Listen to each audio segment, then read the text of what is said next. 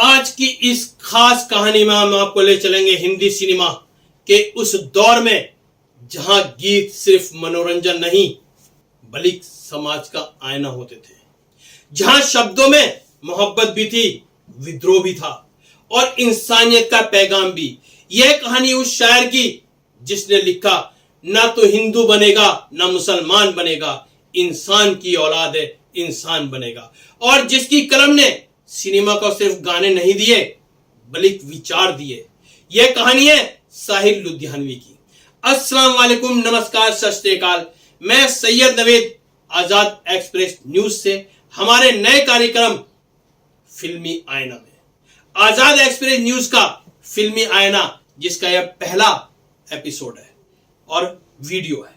आप सभी से गुजारिश है, अगर आपको हमारा यह कार्यक्रम पसंद आए तो कमेंट करिए, लाइक करिए और हमारे चैनल को सब्सक्राइब करिए। एक ऐसा शायर जो गरीबी से निकला, नौकरी के लिए भटका और फिर बन गया हिंदी सिनेमा का अमर गीतकार। और एक दिन ऐसा भी आया जब उनके लिखे एक गीत को गाते हुए सदी के महान गायक मोहम्मद रफी भी रो पड़े। आज की इस डॉक्यूमेंट्री में हम जानेंगे साहिर का संघर्ष, उनकी मोहब्बत की कहानियां, फिल्मों में उनकी एंट्री और वो गीत जिन्होंने पूरी पीढ़ी को सोचने पर मजबूर कर दिया। 8 मार्च 1981 पंजाब का शहर लुधियाना, एक जागीरदार का परिवार में जन्म हुआ एक बच्चे का नाम रखा गया अब्दुल हई। यही बच्चा आगे चलकर साहिर लुधियानवी बना। उनके पिता एक अमीर जमींदार थे, लेकिन घर के अंदर का माहौल बिल्कुल भी खुशहाल नहीं था। माता पिता के बीच लगातार झगड़े होते थे और एक दिन उनकी मां ने पति का घर छोड़ दिया। साहिर अपनी मां के साथ चले गए। उस दिन से एक अमीर परिवार का बेटा गरीबी की दुनिया में आ गया। साहिर की मां उन्हें बहुत प्यार करती थी, लेकिन उनके पास पैसे नहीं थे। घर चलाने के लिए उन्हें संघर्ष करना पड़ता था। साहिर ने बहुत छोटी उम्र में गरीबी को करीब से देखा। शायद यही वजह है कि उनकी शायरी में आम आदमी का दर्द दिखाई देता है। वह लिखते हैं, यह दुनिया अगर मिल भी जाए तो क्या है।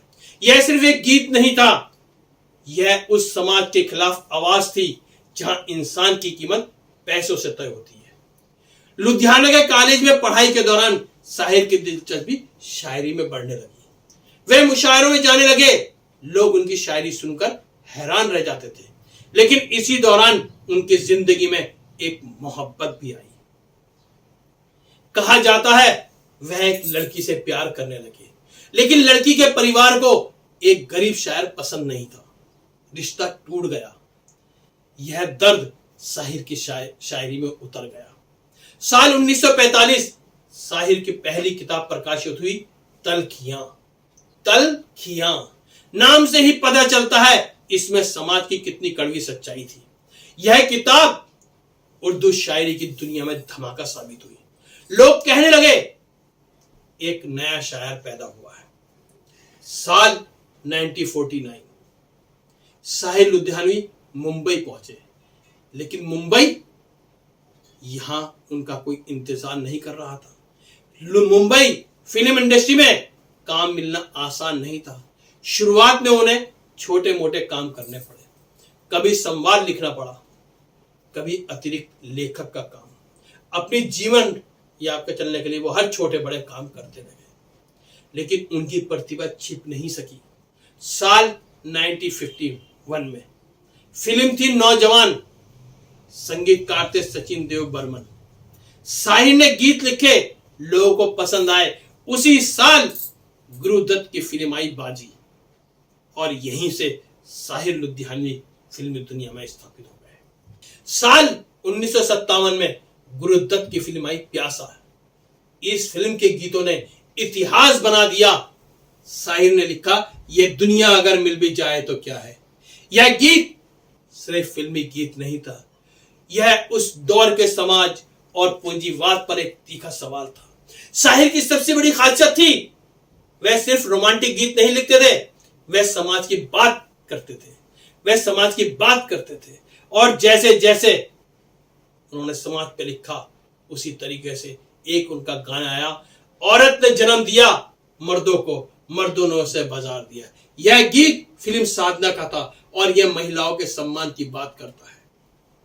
अब आते हैं उस किस्से पर जो इतिहास बन गया।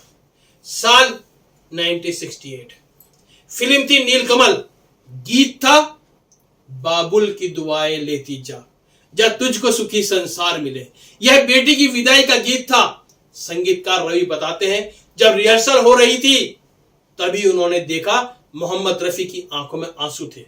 उन्होंने रफी साहब से पूछा, क्या हुआ? तब रफी ने कहा, हाल ही में उनकी बेटी की सगाई हुई थी और जब उन्होंने विदाई का गीत गाया तो उन्हें अपनी बेटी याद आ गई। रफी साहब खुद को रोक नहीं सके और रिकॉर्डिंग के दौरान उनकी आवाज में जो कंपन है वह आज भी इस गीत को अमर बना देता है। साहिर सिर्फ गीतकार नहीं थे, वह एक विचारक थे। वह धर्म के नाम पर नफरत के खिलाफ थे। इसलिए उन्होंने लिखा था, ना तू हिंदू बनेगा ना मुसलमान बनेगा, इंसान की औलाद है इंसान बनेगा। यह गीत आज भी भारत की गंगा जमुनी तहजीब का प्रतीक है। साहिर बहुत स्वाभिमानी इंसान थे। उन्होंने फिल्म इंडस्ट्री में एक नई परंपरा शुरू की। वह चाहते थे कि गीतकार को भी संगीतकार और गायक जितना सम्मान मिले। कहा जाता है उन्होंने यह भी शर्त रखी कि रेडियो पर गाना बजे तो गीतकार का नाम भी लिया जाए। साहिर ने कई अमर गीत लिखे। चलो एक बार फिर से अजनबी बन जाए, पर्वतों के पेड़ों पर शाम का बसेरा है, हम इंतजार करेंगे तेरा कयामत तक, कयामत हो और तू आए। ये पाप है क्या ये पुण्य है क्या? उनके गीतों में शायरी की ऊंचाई थी। साहिर लुधियानवी आज इस दुनिया में नहीं है, लेकिन उनकी कलम आज भी जिंदा है।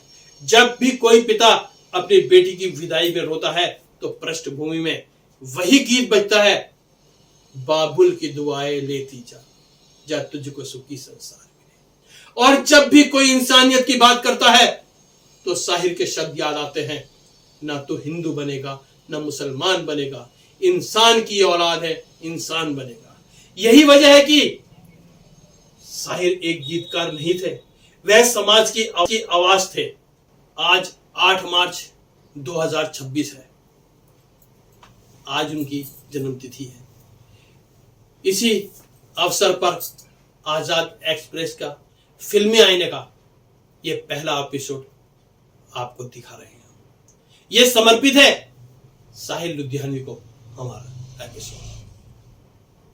अब आप लोगों से इजाजत चाहूंगा। हमारे इस पहले एपिसोड के लिए आप कमेंट में जरूर बताएं कि क्या ये आपको अच्छा लगा, क्या इस तरीके कमेंट और बनाएं हम। इसके साथ साथ जल्द ही हम फिल्मी चक्र करके भी हम डेली का हम एक फिल्मों के ऊपर कार्यक्रम शुरू करने जा रहे हैं। अब आप लोगों से मैं इजाजत चाहूंगा। जय हिंद।